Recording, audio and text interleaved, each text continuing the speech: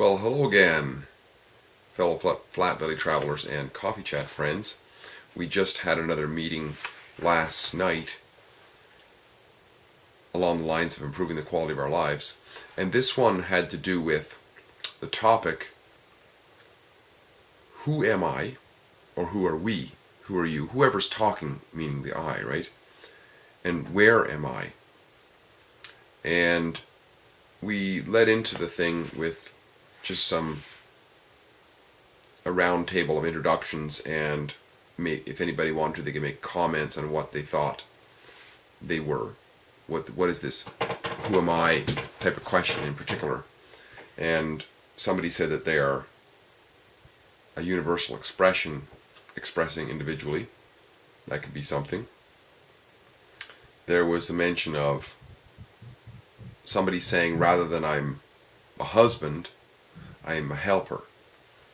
So that's, it's something that could be considered more than it's a role. The way we act in life is a role kind of thing.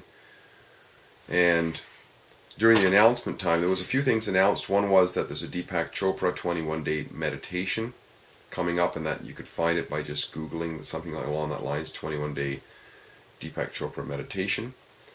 There was mention of gin, which is not the drink so much, but there's an organization called GIN, and somebody was going there for a meeting in Texas. And I did bring up the topic of how we were going to be having more guest speakers, and that one guest speaker that we may have had wasn't able to make it because he's actually a political prisoner, reportedly anyways, in Winnipeg. Or he was, I'm not sure if he still is, reportedly once again. And this brought a flurry of comments, which actually got us apparently off topic of who am I, which ended by somebody reminding me that we should actually be on topic, because we were getting well into the meeting by this time, because people kept commenting on it. And I thought about it later, because the final comment was that something along the lines that we all have to follow the rules of government. Essentially, it wasn't exactly like that, but it was something like that. And I thought about that afterwards, and I realized that this topic was not really off base in terms of an announcement for sure. But in terms of who are we, I would just make the comment that if we as human beings sincerely believe that we have to follow the dictates of other men, women, groups of men and women, or what they create, the structures that create corporate governments and so on, I would certainly have to say that we do not know ourselves. And so therefore this could be important, but it did drag us off, and it got a little bit almost argumentative, and I didn't feel that good about it, because anything to do with politics for sure doesn't really resonate that well with me at all. So without going too much into that, I want to just basically read to you what I read at Coffee Chat as best I can here, in case you weren't able to go, and in case there's some value here for you. It's a little bit deep, I would say, perhaps, but if you listen to it, I think there might be something there that could be of value. Now, when I decided to do this topic, it seemed like a coincidence, and I say coincidence with quotation marks because so often we have things in life that seem like coincidences, but are they really? You see, because after not the last event, but after 2 events ago, there was a guy named Prakash Vanglat who did a presentation on the teachings of the Buddha, and around that time I had been doing a little bit of reading about the Buddha to get prepared, just to get in that, so I could actually understand maybe what he was saying. And I read something about what the Buddha had said at one time, which was that the Buddha had said that it's also important to ask ourselves where we are in life, as much as who we are, and maybe even more so. So I wrote that down on a little running list I have sometimes of potential topics. And then after the last meeting, I decided, that's a good time to start this, and I wrote down who am I and where am I. And then about a few days after that, a friend of mine, Scott Epp, who some of you know also did a presentation at Coffee Chat before Christmas, he has an internet television channel, and he does a show once a week, and he's the host because he has a guest, and he asked me if I'd be the host because he wanted to be the guest there, and it just so happened that the topic for the evening was, who am I? The importance of asking that question. So that's why I used the word coincidence. I had a double run at this in 1 week, which was great. So I would say that among other examinations, if we ask ourselves the question, who am I? We must examine that word, who. If we look at who through the standpoint of a definition, what that means is what individual. So if I ask, who is sitting in that chair over there? What I'm asking is, what individual? What man? What woman? And so on. So therefore, when we ask the word who, we go deeper into it. We're asking what. So we can also ask ourselves in that case, what am I? It goes a little bit deeper in a way, right? So when we finally get to the point of seriously asking ourselves, what am I? Answers start to arise. From the perspective, at least initially, of the immediate experience of life. These answers, I would say, come, if you can imagine, different stratas or layers, as if you remember the movie Shrek, where he's talking to Donkey, and he says, Donkey, we ogres are like onions. We have layers, many layers. Well, we are sort of like that too, and the more superficial of those layers, I would say, are more along the lines of identity or persona. Personalities and personas, what we project, perhaps not consistently. In other words, I might say that I am an engineer. I may not always be an engineer. You know what I mean? Like, so it's more temporary. Or I'm of a certain family, or I'm such and such politically. Or I'm a Catholic, a Jew, or a Mohammedan. Or I'm a feminist, a monogamist, an industrialist, a capitalist, a bicyclist. Remember Seinfeld, where Kramer goes on this little rant at one time when he was Pennypacker, I think, and he was a bunch of things, and he was also a bicyclist. I thought it was really funny, so I had to throw that in there. But anyways, all of these are identities, really, which we claim to be, and we may stop there, and that would be fine. But if we keep on asking ourselves, who am I, even in spite of these things, we then peel back another layer, as it were, and we go deeper. And what we find is that what is common in all of those identities is individual man. So in other words, in order to have the Catholic, the feminist, the monogamist, the bicyclist, the Mohammedan, and so on, we have to be individual man, either in the expression of femininity or masculinity. It doesn't really matter. I'm talking about mankind. We have to have that. That is common. So therefore, we could be, as man, we could be many different identities. See what I mean? So that's a deeper layer, and it's a more truthful stance of what we are. As such, we recognize, as a result of our questioning, that this is more truthful once again. Now, if we look at the word individual, because we realize then we're individual, right? Individual man, if you say. We realize that word individual means something along the lines of undividable, yet separate. And this so much is our experience in life, isn't it? Isn't it true that so often we experience life as being at odds with everything else, as islands, me here and you over there. This type of thing.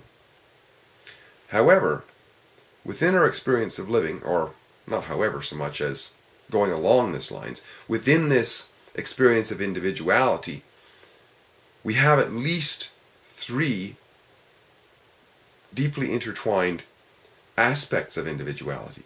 which seem inseparable and certainly act in relation to each other. The first one I would say is our physiology, which doesn't need to be much said about that. Our bodies. We're not no denying that whatsoever, right? Second would be our mentality, no less real than our physiology, because we can perceive thought. It's just not as tangible. And number three would be our emotionality, also distinct in a way, because we can have the same thought. We can think about that chair sitting over there while feeling sad or happy. See what I mean? So it's kind of, sort of like emotions are kind of like how we experience life. How do we feel about it? Now these three aspects of our individuality, I almost use the term the Holy Trinity of individual man. Holy because of the origin of the word, meaning complete or healthy. And healthy, of course, we can trace back also, and it ends up as being whole. That's why a lot of times you see in holistic health writings and so on, they talk about mind, body, spirit, or mind, body, emotionality, or whatever, as being tied in together. So in other words, if we're really emotionally distraught for a long period of time, it affects our mentality, it affects our physiology. Same with if we beat up our body all the time, it affects us mentally, it affects us emotionally. They're tied in together. They're like a complete unit. They're all involved. Now many would find the journey of self-inquiry and getting to the point of individual man to be enough, right? Because in many cases that's all we need to do. But we as inquiring human beings who want to find out more, because we always want to improve the quality of our lives, and by finding out more about ourselves, we can then find out more capabilities of ourselves, right? But many would be okay with that. However, if we keep on looking, because at this stance we see ourselves as separate, a lot of times that's kind of, why am I separate?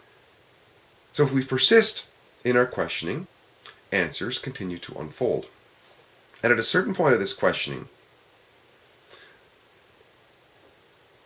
the questioning can begin to change. We start to realize that we start asking questions along the lines of why? Because an example of that would be, why do we feel this sense of separation? Because we've learned so much through science that there is really no separation between any two or more items. If you and I are standing side by side in the room, there's no actual physical separation between us. We know that through science, through the observation of matter and energy and so on, that there's a consistency of something. There's no absolute chasm. And the same with everything else in the universe, if we really look at it. So why do we feel this so-called individual and separate? That brings up the question of why. That's how our questioning begins to change. And with this question of why, we enter another layer. We peel another layer of the ogre, of the onion back, right? We go a little bit deeper into the strata.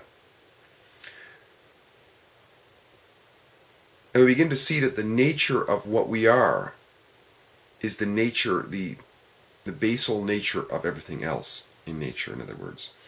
And with this, we start to discover more about who we really are. And I'm going to use a term here, you'll see it in the writing if you read the write-up there. I tend to want to use we in this case with capital letters to distinguish it between we or I of a smaller case letter.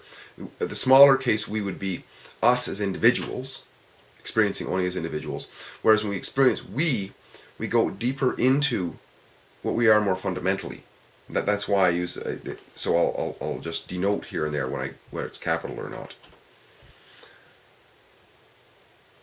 So when we uncover the we, capital we experience life through the mind, the body, and the emotion. So we've transcended now just living in the individual, coming from the individual then, to seeing it through the individual. When we stop at this point, we may ponder the profundity or how profound this question of awakening really is.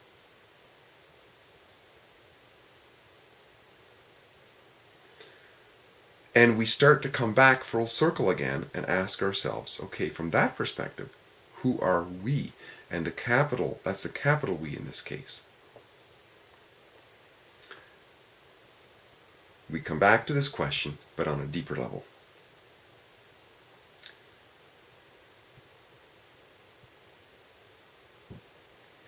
One observation we can make through this questioning is that we, capital We, are creative.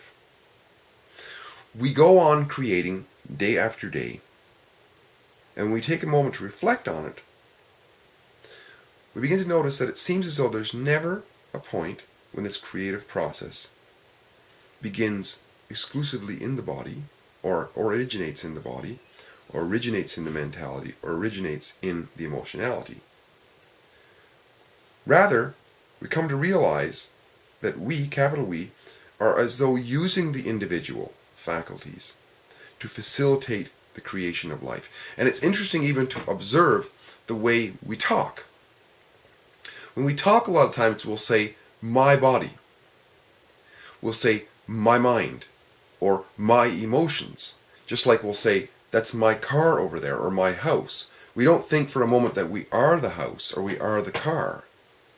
But we think of it as ours in terms of our right of use to it.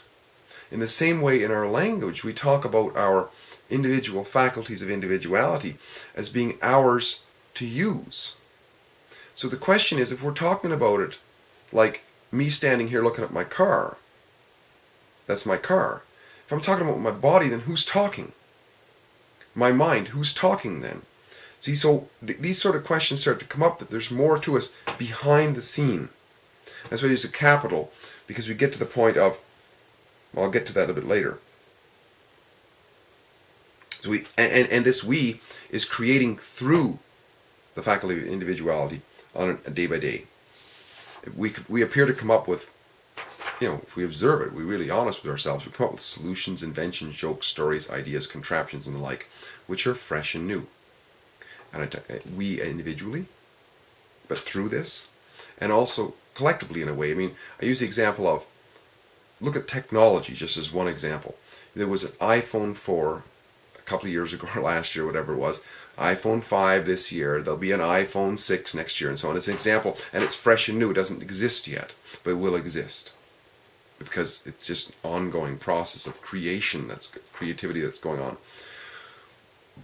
through us as individuals. Anyways, we come to realize more and more that we fundamentally appear to be pure creativity, which simply operates through the faculties of individuality, without the faculty of individuality actually being conscious always thereof. This creative nature of what we are goes on creating, and it creates the individuality and what we suppose we are identifiably. We can look back up through the layers that we came through from this mysterious what we are so deep, and realize that we actually created the identities as well. I mean, I decided to go into school to become an engineer at a certain point, and I was for a while like that, sort of an engineer, whatever. That was an identity I had anyways, at least. But I created it in a way in terms of my involvement in it. And so with so many things that we identify with, right? We realize that we create them. So when we enter the depth of this inner sanctum, I'd call it almost, of all those layers, all of us recognize at a point that in our searching there, we no longer find. We get to a point of mystery, you might say. I was talking to a guy the other day, and he talked about how the native Indians of North America, their word for this is the mysterious, the mystery. That I'll get to the point of self-inquiry. But what we find, though, we want to come back and visit, because we have found the love and comfort in there. It's sort of like a connection to everything. There's no more feeling of separation. We find this in meditation and so on. We get that sweet spot, that zone, right? And we want to come back to abide in that experience. Therein, we have found in many ways what appears to be opposite to the experience of the self in the superficial stratum or layers. Where in the superficial, there's separation of individuality, there's limitation, there's ownership of exclusivity, and so on. Whereas in the depth of what we are, in this mysterious aspect of ourselves, we, capital We, are undefinable, like ever creating and infinite. And it seems like there's a connection to everything. There's like a connection. There's no feeling of that separation. It's like just a melting in, right? At this point, we love what we find, but the searching does not end. It only takes a turn of priorities, in a way. When we begin to live more often in the depth of what we found as what we more truthfully are, we find ourselves starting to ask the question that Buddha had brought up, which is, where am I? Because when priorities change, then it's a good thing. We begin to ask that almost naturally. And the Buddha apparently considered this to be one of the greatest questions, even almost greater than who am I, for the simple reason because he was very practical, that there's a greater chance of actually finding an answer. Because who am I? We get to the point where we realize there's no answer for that. We get to that depth that it's profound, yet it seems infinite, and therefore there's never an answer. We never actually find who we are. We find infinity, and you can never define infinity, because infinity by its very nature is undefinable. It's the opposite of defined. For us, though, having found the fundamental threshold of the nature of what we are, that of infinite potential, as rational beings we recognize the absurdity of being content with current circumstances if they are anything but desirable or enjoyable, comfortable, loving, and so on, right? With this, we can turn our attention, and we do naturally turn our attention. You see people who become more comfortable with themselves and so on. The priorities in life begin to change. And we kind of drop back to a more fundamental form of life. A fundamental motivation, if you will, in terms of circumstances, which all of life follows, which is the avoidance of pain and the enjoyment of pleasure.